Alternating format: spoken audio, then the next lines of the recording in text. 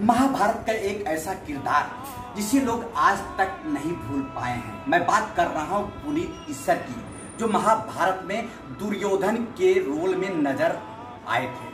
किस तरह से रही है उनकी अदाकारी और आज भी लोगों की जहन में वही अदाकारी समय दर समय नजर आ जाती है। आइए हम जानते हैं खुद इस अदाकारी के बारे में पुनीत इस्सर से, उनके निवास स्थान पर। सर, वॉइस ऑफ यूए में मैं आपका स्वागत करता हूं। एक ऐसा किरदार जिसके पीछे अगर कहा जाए कि ना तो भूतो ना ही भविष्य, ना ही कभी हुआ है ना ही कभी होगा।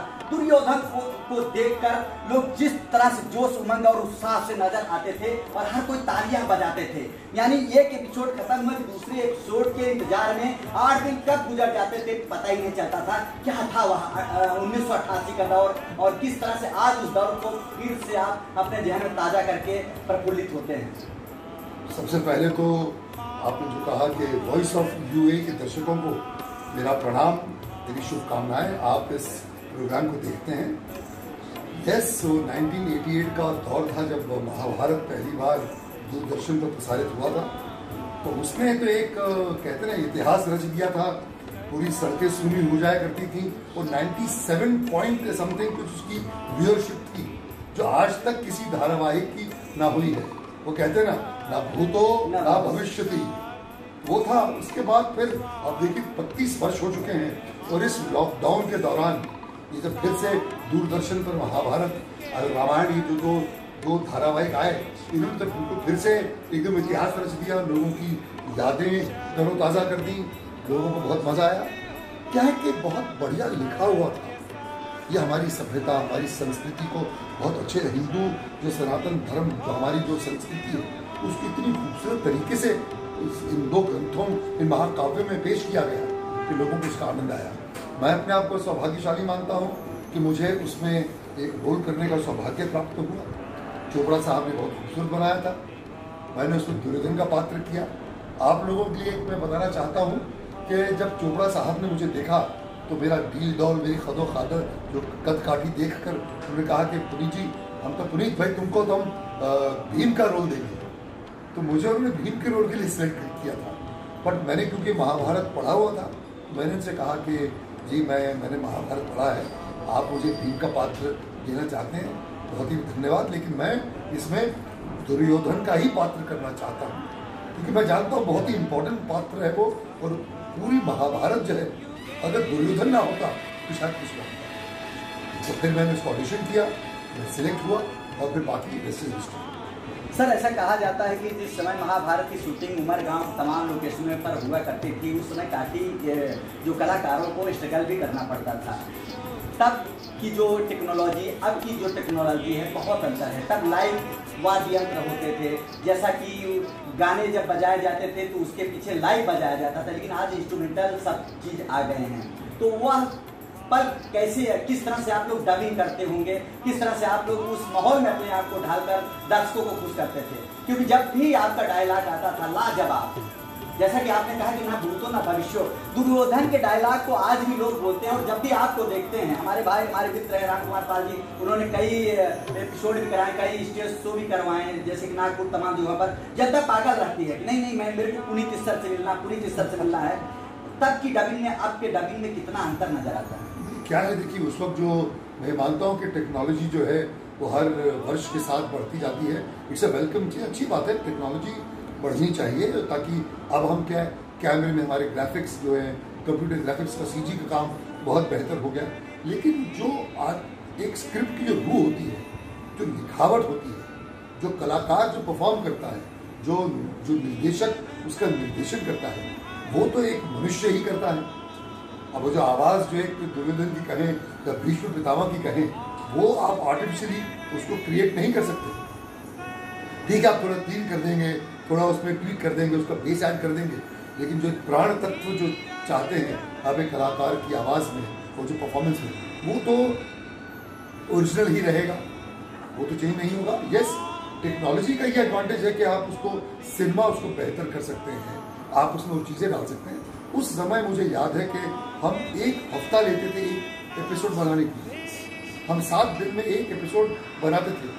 आजकल के बेचारे जो धारावाहिक वाले हैं वो एक दिन में एक एपिसोड बनाते हैं। तो कहाँ से वो जो फिनिश और जो एक कहते हैं ना जो लोगों का डिटेल वर्क जो हमने किया था वो आजकल वो मुश्किल वो है आजकल के लोगों के लिए, बिकॉज आजकल क्या है कि लोग डेली सोप्स बनाते हैं, एक दिन में एक 2 एपिसोड निकाल लेते हैं। हम 7 दिन में एक एपिसोड बनाते थे, तो कोई कटिंग नहीं, जो एकदम जो डायरेक्टर जो चाहता था, जो डायरेक्टर ने लिखा है, जो राइटर ने लिखा है, उसी को फॉलो करना है, एक लाइन चेंज नहीं करनी, डायलॉग्स याद करके जाने हैं, कंठस्थों से करना है, तो उसका फिर आप जो है वो जो प्रभाव है वो आपको पर्दे पे नजर आता है। मैं जानना चाहता हूँ कि जिस एपिसोड ने पूरी दुनिया में एक परचम लहराया, महाभारत का जो वह दौर था वह दौर आज भी कायम है। अगर टीवी पे आ जाता है तो चाहे बच्चे हो, बूढ़े हो, जवान हो, सभी कहीं ना कहीं टीवी के सामने बैठ जाते थे। तब तो 88, 89 में गांव में 1-2 टीवी हुआ करती थी, वो भी रंगीन नहीं बल्कि श्वेत, मतलब कि ब्लैक एंड व्हाइट, और उस पर देखने के लोग आते थे। और जब बीच में थोड़ा सा कहीं पर ब्रेक आ जाता था ऐड के लिए, तो लोग गालियां देने लगते थे, अरे मेरा एपिसोड चला गया, मेरा एपिसोड चला गया। महाभारत जिस बुलंदी पर पहुंचा, पुनीत इस्सर यानी दुर्योधन का तो बहुत बड़ा हाथ था ही है उसमें, लेकिन उसके साथ साथ और भी कलाकार जैसे इसी समय बांधते थे कि अब श्री महाभारत कथा है पुरुषार्थ की, जब ये बजता था रोंगटे खड़े हो जाते थे। मैं यह जानना चाहता हूँ आपके जुबान से कि महाभारत की इस बुलंदी पर ले जाने में और किन लोगों का योगदान है? क्या न केवल कलाकार, एक बहुत खूबसूरत एक शेर है कि चमन में इख्तिलात और रंगो बू से बात बनती है, हम ही हम हैं तो क्या हम हैं, तुम ही तुम हो तो क्या तुम हो। पर कहने का मतलब है कि एक अकेला आदमी कुछ नहीं कर सकता। Writer, director, cameraman, actors, assistant directors, makeup artist, जो आपके जो कैमरे के पीछे जो काम करते हैं, वो सबका बराबर का योगदान था। तब सबने मिलकर जब सबने मेहनत की, तब जाके वो महाकाव्य, वो महान ग्रंथ, वो जो महाभारत बना या रामायण बने। मैं एक चीज और जानना चाहता हूँ, जब आप ऐसे किरदार करके घर से निकलते थे, बाजारों में निकलते थे, तो पब्लिक से किस तरह से सामना होता था? क्योंकि द्रौपदी का चीर है, तमाम तरह के जो किरदार महाभारत में नजर आए, उसके पीछे न कहीं ना कहीं ऐसे लोगों को पब्लिक भी कुछ ऐसे नजरिए से देखते कि जैसे कि इन्होंने सही नहीं किया हो। किस तरह से फेस करना पड़ता था दर्शकों से, चाहने वालों से, लोगों से? मैं ये जानना चाहता हूँ। देखिए, आपका इस सवाल का बहुत खूबसूरत एक जवाब ये है कि मेरा नाम पड़ गया था दुष्ट दुर्योधन। मैं जहां भी जाता था, अरे दुष्ट आ गया, दुष्ट। पर ये जो है लोग खाना नहीं पूछते थे कि भाई इसको दूर करो, इसने भगवान कृष्ण को बांधने की बात की। तो मैं समझता वो हमारी सफलता थी, क्योंकि हमने उस पात्र में ऐसी जान डाली थी कि लोग समझते कि एकदम रियल, ये वाकई साक्षात दुर्योधन है, ये दुष्ट दुर्योधन है। इसका मतलब हमने काम अच्छा किया, लोगों को हमारा काम पसंद आया। फिर से सुना है कि आप एक बहुत बड़ी धारावाहिक पिक्चर लेके आ रहे हैं जिसका नाम है परशुराम, जो कहीं न कहीं भारतीय इतिहास को इंगित करता है। परशुराम के भी काफ़ी कथाएं हैं, काफ़ी उनकी वीर गाथाएं हैं। किस तरह का रहेगा यह परशुराम का, जो अभी मैं सुन रहा हूँ चर्चाओं में, क्योंकि जब आप इस पर स्पष्टीकरण देंगे तभी हमारी जनता अभी से विकल्प तलाशने लगेगी कि फिर से एक बार टीवी पर दुर्योधन यानी पुनीत इस्सर को देखें। बढ़िया जो काम कर रहे हैं, रामपाल साहब हमारे साथ उसमें जुड़े हैं, हम ये पार्टनर प्रोड्यूसर्स मिलकर एक चीज़ बना रहे हैं, बहुत ही खूबसूरत है और बहुत ही भव्य होगा, अद्वितीय होगा। It will be second to none. हम फिर से श्रोताओं का मनोरंजन करेंगे, लोगों को हमारे संवादों का वो लोग लुत्फ उठाएंगे, उन्हें मजा आएगा। बस आप वेट करिए, जो चीज़ आ रही है देखिएगा और फिर उसे सराहिए। अब पुनीत साहब, जाते जाते मैं एक आखिरी सवाल करता हूँ कि क्या तब जो कलाकारों में कला थी, क्या वह आपके कलाकारों में नजर आती है? अरे हैं जी, आजकल भी बहुत बढ़िया कलाकार हैं, अच्छा काम करते हैं, ऐसा नहीं है। देखिए क्या होता है कि हर युग में, हर दौर में बदलाव तो आता है, कलाकार होते हैं।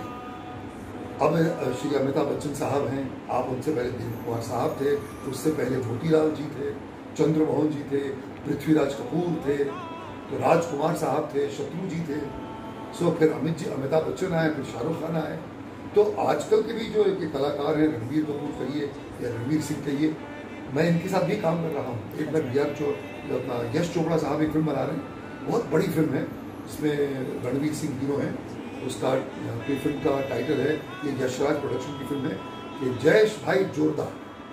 तो उसमें मेरा बहुत ज़बरदस्त किरदार है। तो क्या है, ईश्वर की कृपा रही कि हमने हर दौर में काम किया है और हम आने वाले आगे कई दौरों में लोगों के साथ काम करते रहेंगे। लेकिन जो किरदार पुनीत इस्सर के रूप में महाभारत में नजर आए वो सदी में ना आया है ना आएगा। बहुत बहुत धन्यवाद, आपका प्यार है और कुछ नहीं। शुक्रिया। तो ये थे पुनीत इस्सर जी, जिनका महाभारत में जबरदस्त रोल और किरदार नजर आया। जब भी टीवी पर उनके डायलॉग नजर आते थे लोग तालियां बजाने से नहीं रह पाते थे, और सच में उनके किरदार की आज भी वाहवाही पूरी दुनिया में होती है। और जिस वाहवाही को अब घर घर तक पहुंचाने के लिए उनके परम मित्र रामपाल जी ने स्टेज के जरिए कदम बढ़ाया है।